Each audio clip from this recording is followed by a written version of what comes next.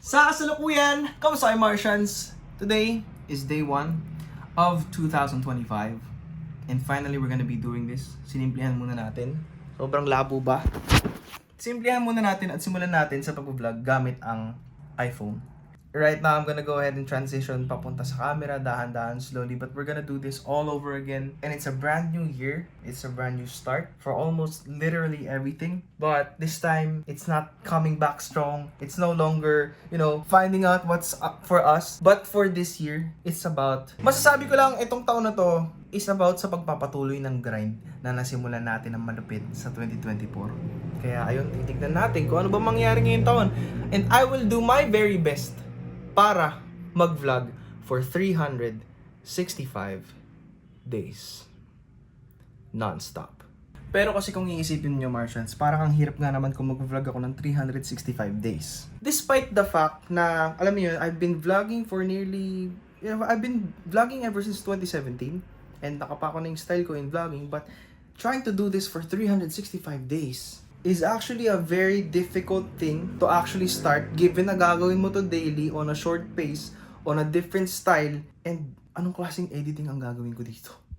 Pero alam nyo guys, so far, day 1, January 1, 2025, ang dami nangyari na hindi ko masyado na videoan, but I'm doing my best. One of the best things that happened today is nakasama ko ulit yung pamilya ko, especially yung nanay ko after 1 whole year of personal external conflict.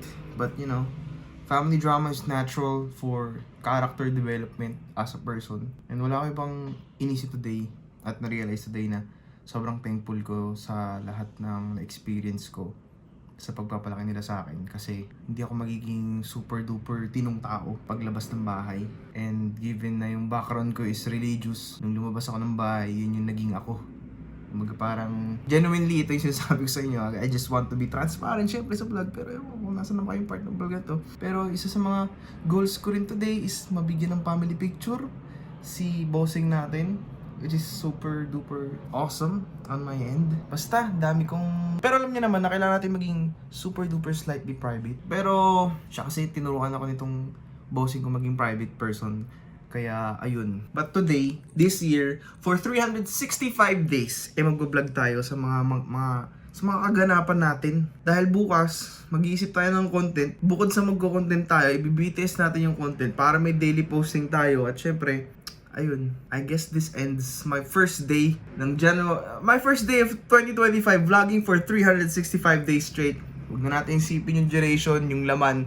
Basta we have to be present every day. That is the main goal.